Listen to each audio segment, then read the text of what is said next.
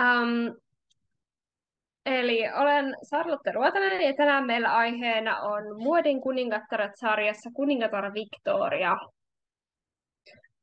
Ja kun puhutaan muodikkaista kuninkaallisista, niin Victoria ei ole ehkä se, joka tulee ensimmäisenä mieleen, koska Victorian vaikutus sekä suhtautuminen muotiin on ollut tosi paljon konservatiivisempi kuin esimerkiksi Marie Antoinetella. Ja tämä johtuu ainakin osittain siitä, että Victoria on ollut hallitseva kuningatar eikä kuningatar puoliso, koska hallitsevalla kuningattarella on tai hänen kohdistuu ehkä vähän erilaiset odotukset, kun taas sitten kuningatar puolisoon.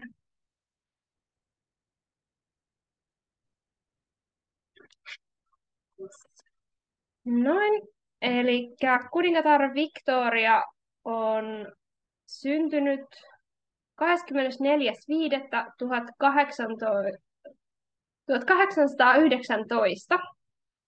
nimellä Alexandrina Victoriana. Ja hänen vanhempansa olivat prinssi Edward ja Victoria Saxe-Coburg-Saalfeld. Victorian isä kuoli Victorian ollessa vain vuoden ikäinen, mikä teki Victoriasta Englannin perinnysjärjestyksessä kolmannen. Victorian lapsuudesta on useita maalauksia ja piirustuksia. Aloitan kuitenkin hänen pukeutumisensa tarkastelun teini-iästä, sillä lapsella ei ole autonomiaa pukeutumisen suhteen. Henkilön pukeutumisen tarkastelussa minua kiinnostaa juurikin henkilön ajatusmaailma, moraali ja politiikka, miten tämä kaikki näkyy siinä pukeutumisessa ja ylipäätään pukeutuminen itseilmaisun muotona.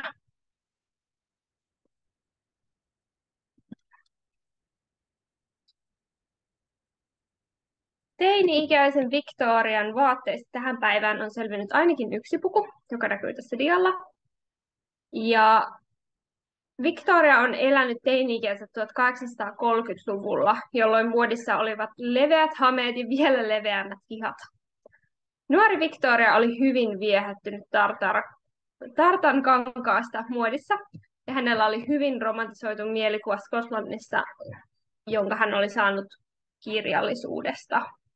Ja tässä mekossa nyt näkyy se romantisoitu mielikuva Skotlannista, ja tämä tartan kangas on tosiaan sieltä Skotlannista.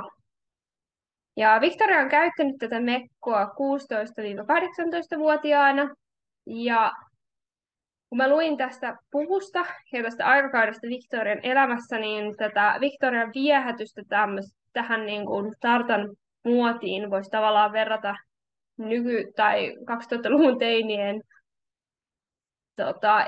emokausi muotiin. Ja tämä puku on tosiaan tehty silkkisametista.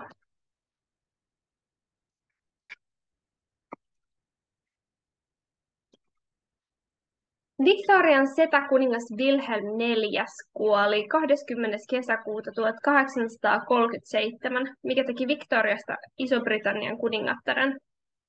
Yksi Victorian säilyneistä puvuista on tämä surupuku. Kuten huomaatte tässä dialla, niin tämä puku näyttää ruskealta, mutta se on tosiaan alun perin ollut musta.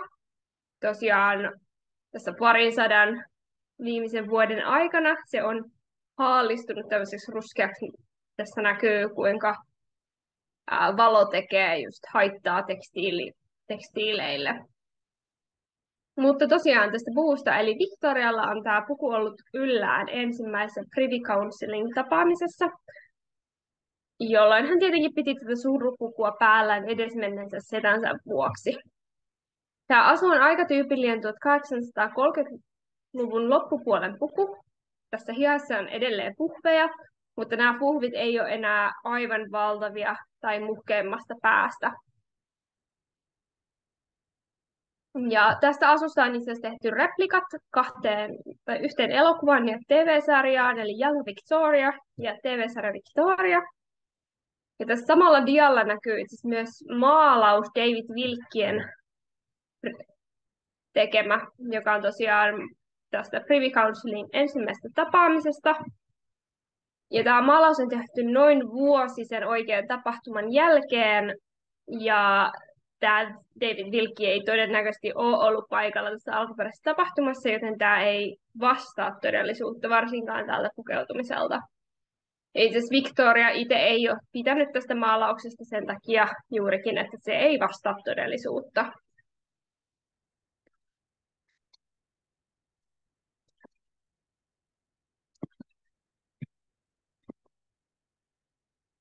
Victorian kruunajaiset pidettiin vasta vuotta myöhemmin tuosta hänen setänsä kuolemasta, eli 28. kesäkuuta 1838.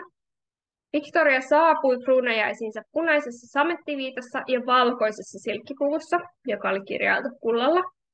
Saavuttuaan kirkkoon Victoria vaihtoi samettiviittansa valkoiseen pitsillä koristeltuun pellavapukuun, joka oli kevyempi päällä.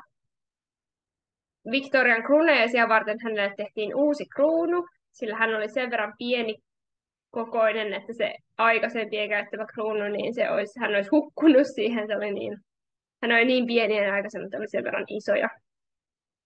Harmillisesti tätä Victorian kruunajaiskruunua ei ole enää olemassa, sillä se vahingoittui pahasti vuonna 1845. Yksi Victorian kruunajaisten vaatteista, joka on säilynyt, näkyy tässä. Eli tässä on supertunika.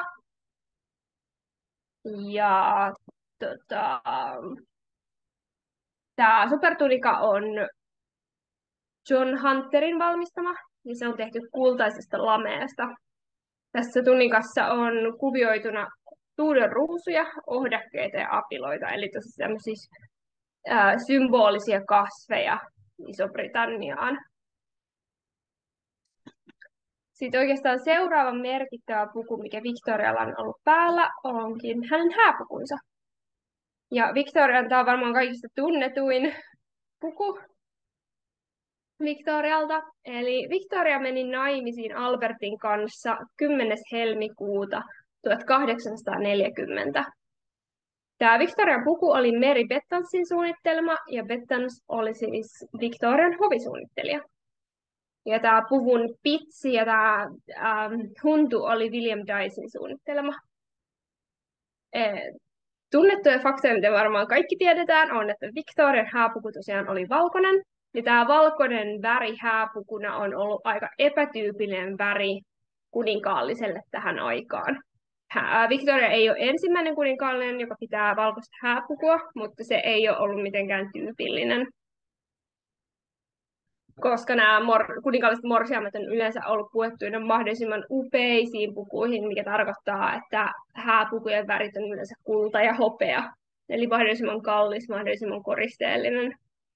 Ja tämä Victorian hääpuku on todella yksinkertainen verrattuna sitten joihinkin kullan ja hopean hohtoisiin pukuihin. Ja tämä oli siis Victorian oma päätös. Hän halusi, että tämä hänen hääpukunsa symboloi hänen haluan olla tavallinen vaimo hallitsijuuden sijaan. Eli tämä ei nyt tarkoita sitä, että Victoria ei halunnut olla hallitsija, mutta hän halusi tässä tilanteessa olla vaimo, tulla nähtynä vaimona. Ja häissään Victorialla oli tiaran tilalla appelsiinipuun kukkia, jotka symboloi hedelmällisyyttä. Ja tämä Victorian tavallinen hääpuku synnytti trendin valkoisista hääpukuista myös muiden kuninkaallisten keskuudessa, sekä tämä on tietenkin levinnyt tämä muoti sitten myös alempiin luokkiin. Tässä dialla näkyy myös Victorian hääbonetti, joka hänellä oli päällään sitten poistuessaan kirkosta.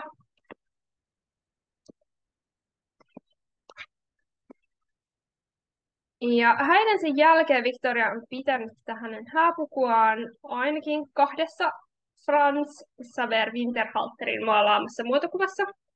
Ja tosiaan toinen näistä on vuodelta 1842 ja toinen on vuodelta 1847. Ja tässä 1842 vuoden muotokuvassa näkee, että Victorian hääpuvun helmassa on pitsi, mutta tämä on tosiaan myöhemmin poistettu, kuten tässä edellisellä dialla näkyy. Tässä ei ole helmassa pitsiä, vaikka tässä muotokuvassa nyt sitten on.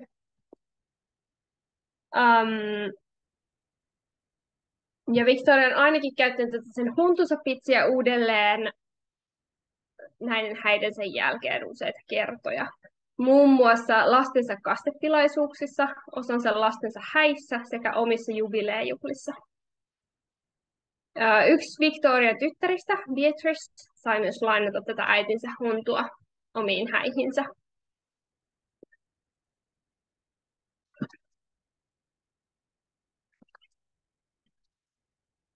Victoria ja Albert järjestivät yhdessä 3 naamiaistanssiaiset. Ensimmäiset naamiaiset he järjestivät 12. toukokuuta 1842. Näihin tanssiaisiin Victoria ja Albert olivat pukeutuneet Edward kolmanneksi ja Philippa Hainhaltiksi. Nämä puvut ovat siis 1840-luvun versiot 1300-luvun kuninkaallisten vaatteista. Puvut perustettiin kuninkaallisen parin effikeihin, mutta Victorian puvun siluetti on selkeästi hänen omaa aikaansa, eli 1840-lukua. Tämä puku ei siluetiltaan muistuta ollenkaan 1300-luvun pukua, vaikka tässä onkin elementtejä, mitä tässä Philippa Hainhaltin effikyn puvussa on. Ja näiden pukujen ja tanssiaisten tarkoituksena oli elvyttää Spitalfieldin silkkiteollisuutta. Sitten Victoria ja Albert järjesti heidän toiset naamiestanssiaiset, ja ne olivat 6. kesäkuuta 1845. Näiden tanssiaisten teemana oli 1700-luku. Victorialla oli taas ajasta inspiroitunut puku, joka ei kuitenkaan vastannut ajan pukeutumista, ja oli taas siluetiltaan aivan 1840-lukua 1700-luvun sijaan. 1800-luvulla historianmaalaus ja historialliset naamiaisasut ovat yleistyneet kovasti, ja niissä näkee lähes aina juuri sen hetkisen viktoriaanisen muodin vaikutuksen, eli siluetti on ollut sitä sen ajan muotia, ja sitten siihen on haettu sitä inspiraatiota sieltä muodin historiasta.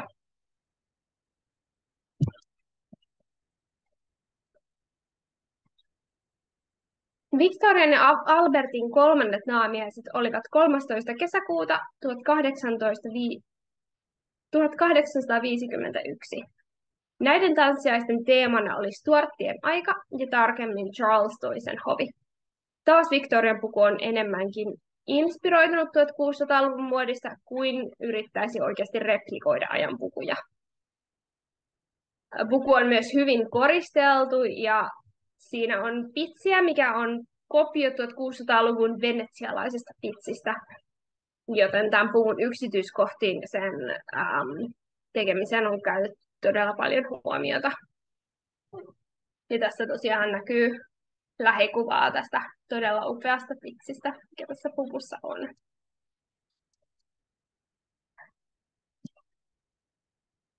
Ja tässä dialla näkyy vaaleanpunainen silkkipuku, joka Victorialla oli The Great Exhibitionin avajaisissa 1. toukokuuta 1851.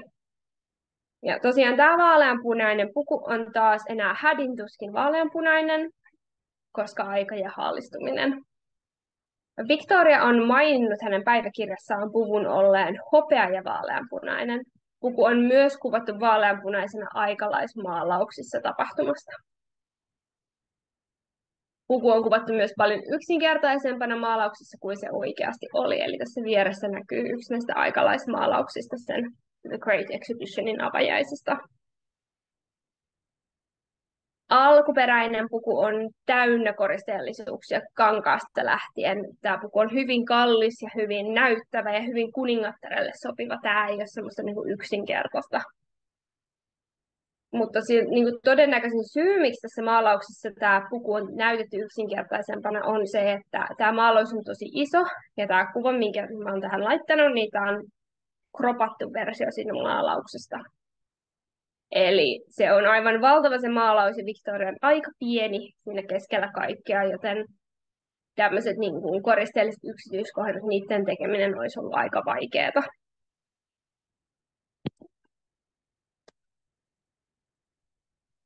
Nyt tästä hyvin koristeellisesta puvusta onkin hyvä siirtyä tähän Victorian yleiseen tyyliin, joka on mielletty useimmiten hyvin konservatiiviseksi keskiluokkaiseksi. Englannissa Victorian lapsuuden aikana konservatismi oli nousussa, ja 1700-luvun edistyksen mullistukset olivat takanapäin. Konservatiivisuuden korostuessa politiikassa se näkyi myös muodissa.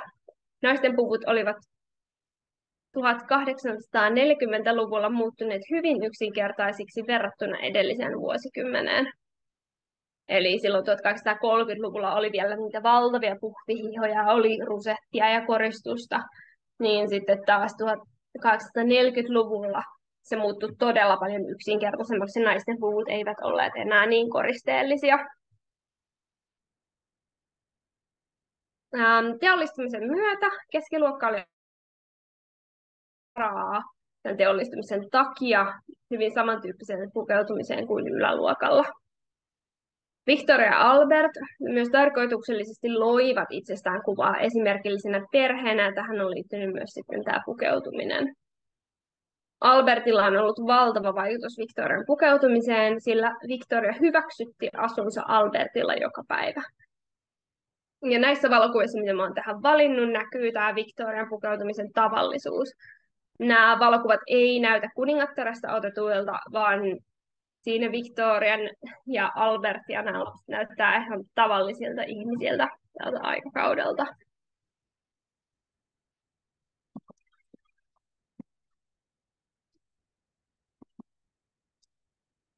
Yksi, missä tämä Victorian konservatiivisuus näkyy on pukeutumisessa, on se, että hän on ollut jossain kohtaa hän alkoi olla tosi hidas uusiin muodin vaihteluihin. Ja hän vastusti esimerkiksi jonkin aikaa krinoliinia.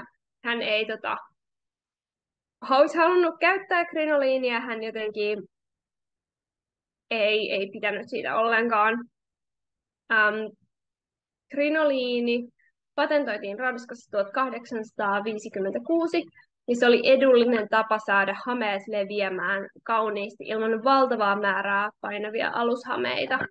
Victoria oli kuitenkin hyvin kriittinen tätä krinoliinia kohtaan ja pukeutui krinoliinia vasta vuosia myöhemmin sen patentoinnista. Eli kun krinoliini levisi ympäri maailmaa todella nopeasti, niin Victoria ei sitten siltikään mennänyt tarttua siihen, vaan taipui vasta erään kesän aikana helteiden takia sitten käyttämään krinoliinia.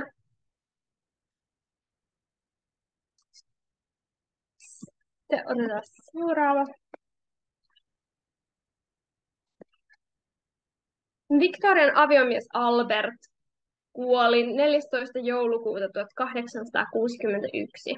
Victoria oli hyvin murtunut rakkaan aviomiehensä kuolemasta ja onkin sitten pukeutunut surupukuun koko loppuelämänsä ajan. Viktoriaanisen ajan surupuku oli lähestulkoon koko musta. Surupuvun päähine tai asusteet saattoivat kuitenkin olla valkoisia. Surupuvun kanssa ei myöskään saanut käyttää näyttäviä koruja, ja useimmiten surupuvun kanssa olikin sitten erilliset surukorut, jotka olivat mustat. Ja tosiaan surupuvussa oli erilaisia asteita riippuen siitä, että kuinka kauan aikaa oli kulunut läheisen henkilön kuolemasta ja kuinka läheinen tämä kuollut henkilö oli. Ja näihin eri surupuvun asteisiin on sit liittynyt omat sääntönsä, että mitä värejä on saanut käyttää, millaisia asusteita on saanut käyttää ja kuinka koristeellista se pukeutuminen on saanut olla. Ja vaikka Victoria pukeutuikin koko loppuelämänsä mustaan, niin hänen asunsa niin sanotusti ei ollut full mourning, mikä on se niin kuin täyssurupuku. Victoria noudatti surupukunsa kanssa muodin siluetin muutosta jonkin aikaa, mutta noin 1870-luvulla hän oli löytänyt pukuunsa siluetin, josta hän piti, ja hän oikeastaan lakkasi siinä vaiheessa seuraamasta muotia. Eli hän siitä sitten lähtien aina halusi hyvin oman tyyppisen pukunsa, eikä jatkanut sitten muodin muutosten mukana.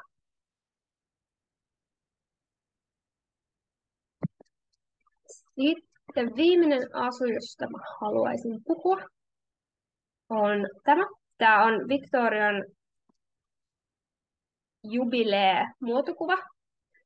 Ja tämä kuva on otettu jo vuonna 1893, vaikka Victorian timanttijubilee oli vasta 1897.